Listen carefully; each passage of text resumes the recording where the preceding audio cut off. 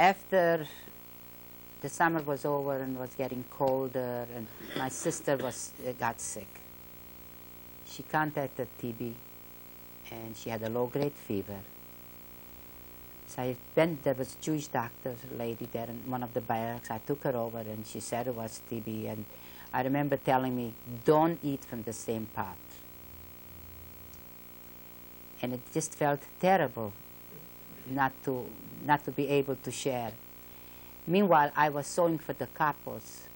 A cousin of mine, we got together, and we were sewing. They used to bring us blankets, and we used to make them jackets. And we were sewing. I do the cutting, and she was sewing, and we used to get extra food for that. So from this extra food, I was able to buy aspirin from the other camp. The other camp was divided with the barbed wires, and they used to, you couldn't put your hand through because it was all electric. So we used to put it on sticks and get it through the wires, and they used to throw me aspirins, and I gave my sister medication. This is how the barbed wires looked. They were like maybe 8 inches apart.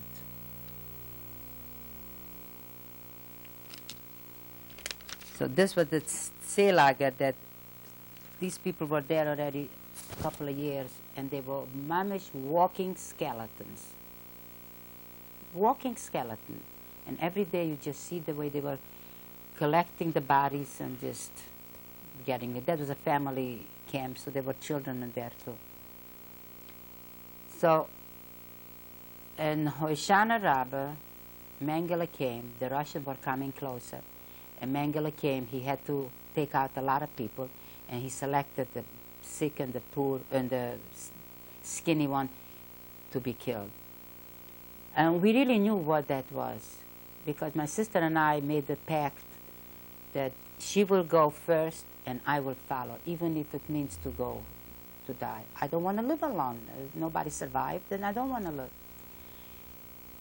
It was a very, very strict selection. There were Germans they made like a fence, 2 rows of German, and from block 29 to block 30, we had to walk through, and Mengele was there with a couple of his cronies selecting the people.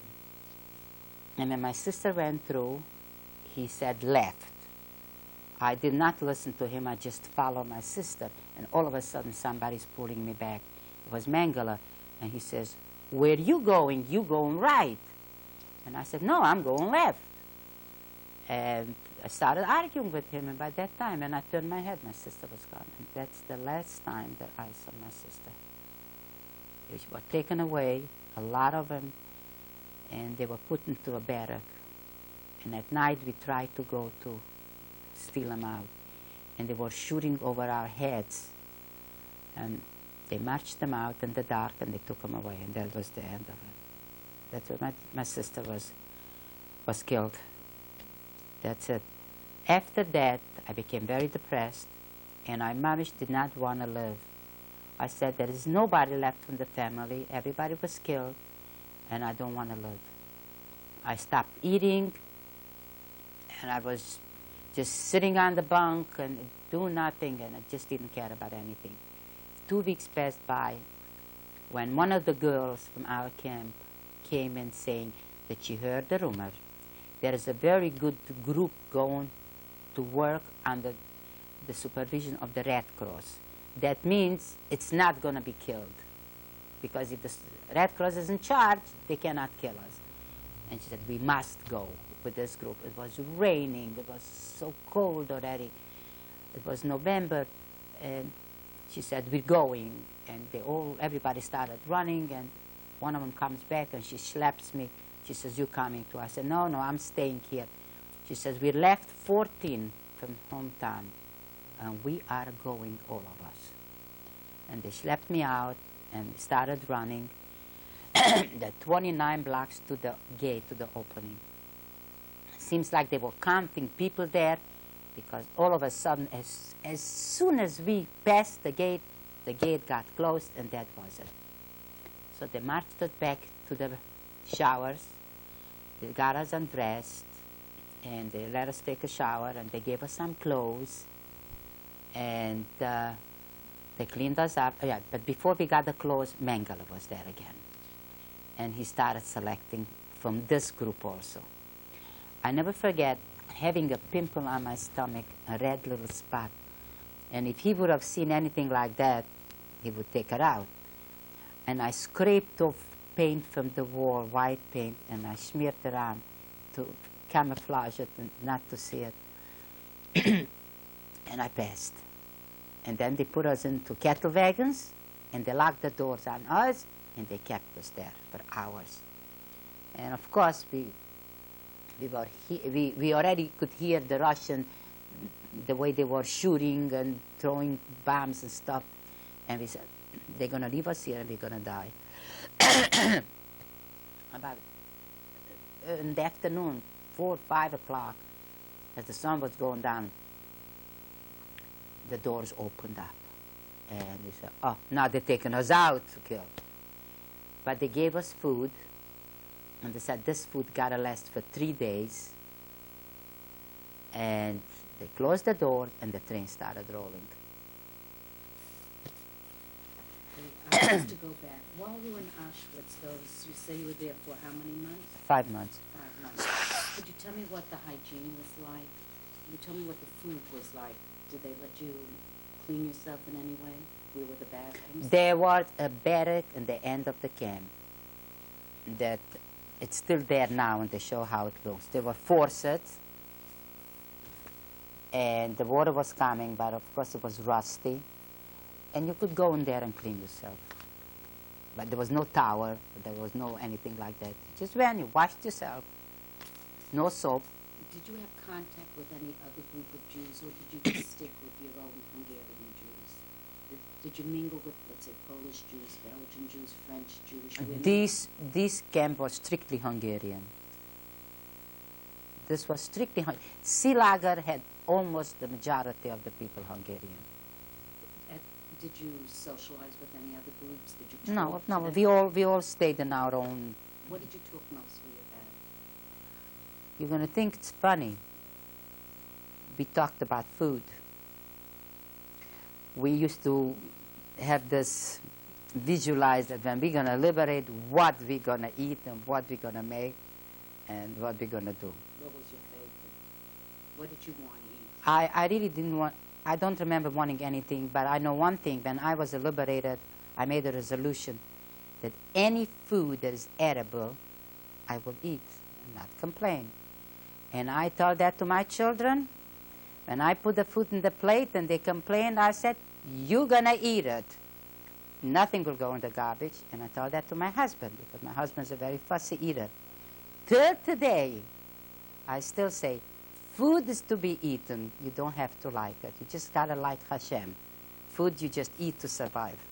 What was the religious feeling in the camp at that time? You were there over Rosh Hashanah and Kippur. They used to be very mixed. When Yom Tov came, we started getting very emotional and very nostalgic, like somebody bought in a siddur from somewhere, because they used to come and Polish Jewish workers, and then they bought in sidders or something, and they sold that for food or whatever we could buy it for. And everybody wanted that siddur so badly to daven something. And I remember that we started memorizing like Posikim that you should be able to say it. And I remember memorizing a Kapitel Tilim, and that's Chav, number 20. And till today, there isn't a day passing by without saying it. Say it now. What? Say it now. I should say it now. Lam Netzach Mizmor LaDavid. You don't want me to say the whole thing? No, that's too much. It's Lam Netzach Mizmor LaDavid. Yam Kadon Abayom Tzuru Yeshagef Shem Racha Yaakov Yishtach Esrechu Mikodesh Mitzion Ashidachu Iskor kalmin khasakh babash nedash neser ikala khukevo vakho karatsos yemada khala pishiusakh shemara heli nidma yemana dona kalmi sharasakh ve'atu dade ki khashiadana mishkhatsene nishmekut era bolera khala baktiya nakh be shema dona yala heli nakh hamni bari soira dona hishiyamera khenen bayon kuren. And How did you know when it was Yom Kippur? I don't know, the men from the outside, they used to come with the dates.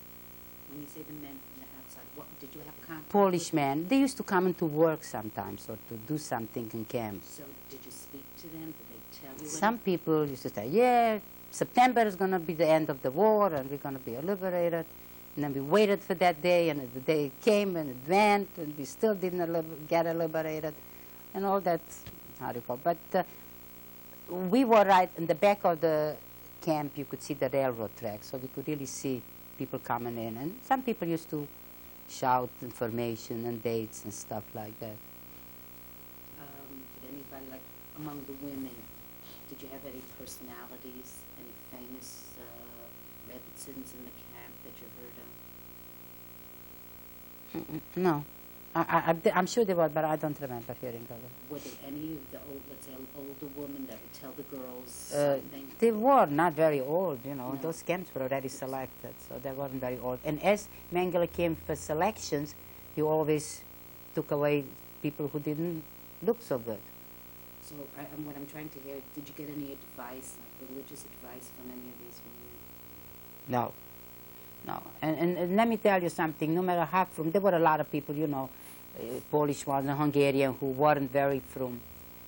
And many times, I mean, even us who were frum and had a Jewish education and were raised in Jewish homes, many times sort of like your faith was swaying a little bit. And, you know, by honestly, truly, there were times when I used to say, why? And where is God? And why this happened to us? And why did I survive from the whole family so I could suffer more? Or is there any reason for my being alive today? Of course, later I found out what the reasons were, what I thought the reasons were, but at that point, they were very, very bitter and very upsetting, especially when I was left without my sister. Very. I just really... After I was in a different camp and things happened to me, that I realized that my being here gotta have some kind of a reason. When Mengele made his selections, did you have to get undressed? Yeah, they were always undressed. So you had to stand naked before him And a bunch of German Could you describe soldiers. what he looked like? Yeah, he was a very tall guy, very handsome. Very handsome, and he used to come with a couple of women, officers, German, who were also beautiful, blonde, tall, very well groomed. If you look in some of these pictures, you know, there are Yad Vashem has and all that stuff, you could see Mengele as a okay, I have a picture here that I took.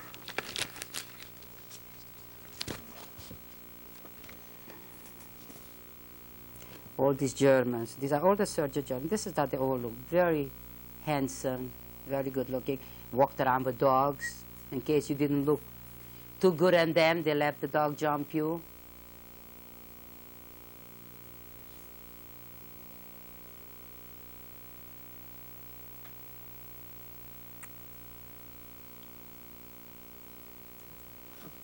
When you say that you were put on trains and you were taken out of Auschwitz. Right. Where were you taken? We were taken to Nuremberg. Which is a After 3 days of traveling in the train, when we left Auschwitz, it was like fall, and we arrived in Nuremberg, and it was, the weather was nice, and we got out of the train. We saw that big cross on the railroad station, and they marched us up, and they walked us through the streets. And we saw people German people with hats, with coats, with fur coats, with pocketbooks, boots, shoes. And we were just looking. You mean there's still people who walk like this and who... It's like the world goes on, like there is no war. And we walked a couple of, I don't know how far, a couple of miles to the outskirts of the city of Nuremberg. And there was a camp, a beautiful camp with new barracks, barbed wire, and there were a bunch of these barracks, and they marched us into these barracks. We couldn't believe it. The barracks had rooms. There were 24 of us in one room with separate cots and sort of from straw, madrats and blankets. And on the end of the barrack, there was a beautiful shower room from tile. And we just couldn't believe it, that anything like this could happen. And everybody started, of course, dancing. And God was so good that he didn't forget us. And look what he's doing. It's getting better, not worse. And we were very excited about it. In fact, these German, they only had, most of them were German supervisors, German police, whatever, Nazis. Were they civilians or soldiers? No, they were wearing like nuns, these big capes. Women? Women. And they were wearing like uniforms underneath. And we had a couple of men guards who were outside by the fences, had no connection to us. And these women were asking us, why is your hair so small?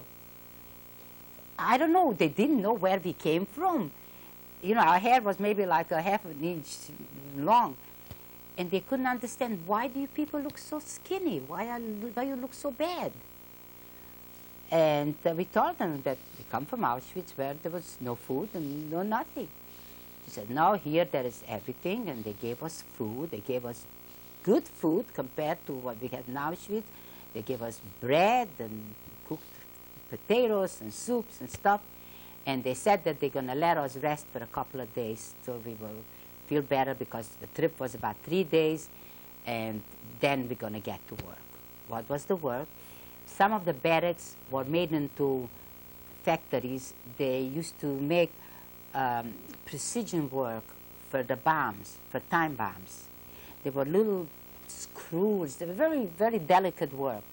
So the first couple of days, there was a selection in who's going to do what. First, they checked the eyes for the people. Then there were big girls. They were selected to work by tanks, by big, heavy stuff. And I was never selected, because 3 days after we arrived, the American came and bombed us and burned down some of the barracks. So all the fun was over, and we had to double up already to other barracks. And what happened was, after the barracks were bombed down, we used to go out to work on the ruins there to pick up stuff. I was the type that I couldn't just sit, so I volunteered to go work on the ruins. And as I was working on the ruins and collecting stuff that they wanted, I started feeling sick. I was having like a fever, and I was just feeling weak. And I went into, there was a room called the ambulance, where sort of like a hospital. And there was a Jewish doctor between us. And she said I should stay there for a couple of days, because they will, sort of like for observation, to see why maybe I come down with a cold or why I have fever. And I stayed there a couple of days, and I contacted typhoid. And that's where the fever was from. I became very sick. I became so sick, in fact, that I was mamish unconscious. I did not remember things. Many of the things that I will tell you now is what people told me, the girls told me after. I didn't know what was going on. The only thing I remember is being wrapped in wet sheets, like wet towels. That was the only thing that they could pull my fever down with. And there was one guard, the older man, who used to throw in bottles of aspirin in the ambulance through the window. And that's all I got, is aspirin. And I was there for about a week. In fact, I was so sick that my shoes was taken away, my clothes were taken away, like other girls who needed the stuff. They decided to undress me and to take the stuff for them because I'm going to die anyway.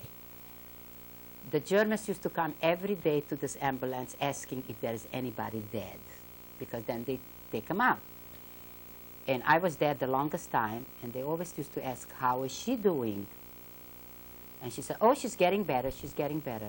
But being that they knew that I wasn't the type, like some of the girls used to check into the ambulance just to have a rest for a day or two. They knew that I wouldn't do a thing like this, and they never demanded that they give me out from there. And then one day, I had a dream. And I dreamt that my mother came, and she made me food, and she bought me food, and she was very busy taking care of me, and I was getting better. And that morning, now, for almost 1 week, I did not get up from bed. I was just turned around by the girls who came in there. That morning, I sat up in the bunk, and I said, I feel fine. Everybody looked like, Tias Hamesim, I came back from the other world. And I started telling everybody that my mother was here last night and she brought me food. And the whole day I was talking about it till one of the women, who was a little bit older, came over to me and asked me, do you know where you are? You know where you come from? And I said, yes, yes, yes. She said, where are your parents? I said, they were killed in Auschwitz. She said, how do you tell that your mother was here last night? And I remember blushing and feeling embarrassed. Like, and she says, you had a dream. Your mother Mitzachta here. You're the only one that survived, and you gotta stay alive. And your being on this earth will have a purpose. So you gotta take care of yourself. And that's when I said that after this, I have to be alive. I was very skinny. I must have weighed maybe 80-something pounds, and I couldn't walk on my feet. The girls used to come during the day and take me over the bed and walk with me a little bit. On January 2nd, 1945, one night, like 1 o'clock in the morning, the Russians came and they bombed us without any alarm. And the whole barrack was in flame. The windows were slapped open, and it was just terrible. And everybody was just jumping out and running for their life. We used to have shelters, bunkers, where we used to go when the bombing used to come. And everybody was just running. I was thrown off my bunk, and I held on, and I slapped myself to the door, and I started screaming, help, help. I don't know who those two girls were. They grabbed me by the arm, and they took me out of the barrack. But they dropped me in the snow outside because everybody else was running. And there I was laying, and the bombs were falling all around me. Lucky that after my first experience to go to camp, I always learned that when anything happens, you always take a blanket with you.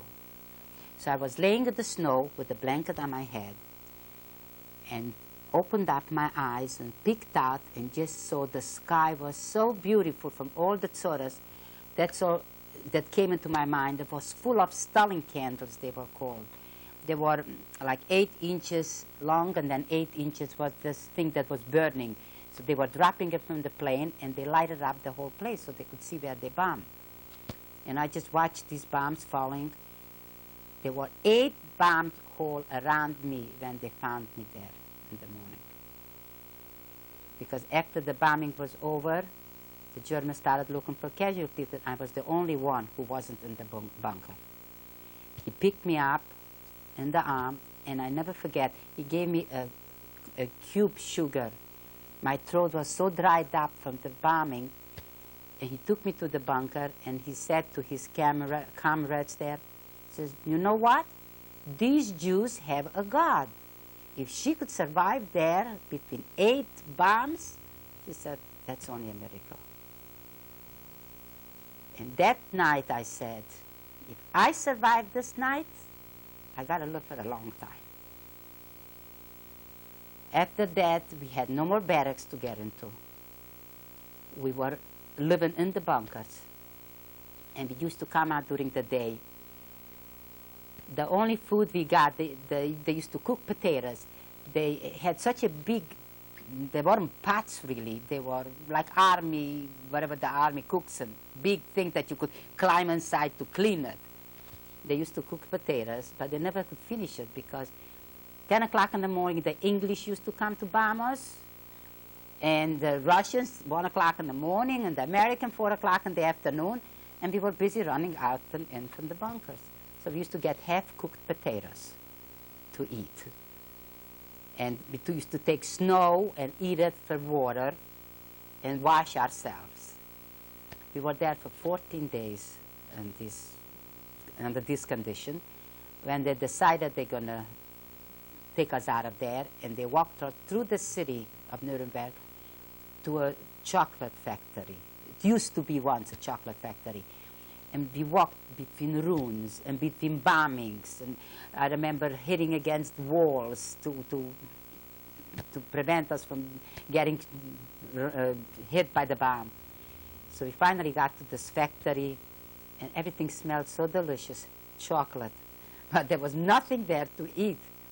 And they had a big basement, and that's where they put us. It was dark in there. It was so awful that after a day or so of sleeping there in the basement under some difficult conditions, we decided to come upstairs. And we said, well, whatever will happen, will happen. If a bomb falls on this, it'll kill us in the basement, so might as well stay on the first floor. So we stayed on the first floor, and we stayed there for a couple of days. When the Germans decided to divide the group into 3 and send us away. This camp in Nuremberg, did it have a name? It had no name, but we worked for the Siemens Company. Siemens Company is a dye, and once upon a time, in fact, it's still existing today. It's a dye factory, but it was converted into ammunition factory, like all factories in Germany. And the girls were making ammunition. I never went to work because between being sick and being transferred and being moved, I never really got a chance to work too much. How many, you say the girls were, how many girls are we talking about that were working, were in your transport out of Auschwitz? Nuremberg, 500. Did you see any other Jews in this area working for the No, company? we were the only girl camp in Nuremberg. Who was the head? Was there a Lager Elster? There was a Lager Älteste, an older German woman. Jewish? No, a German, very mean. Did she hit anybody? Oh, she used to hit, yes. Did you have Appel in this camp too? Yeah, we had Appel in the camp too. Now this was already winter time. Did they give you any coats? Yeah, we used to have some kind of, we had something, yeah, something cold, something lighter, yeah. But here they had already clothes also. Like there was a laundry, and they used to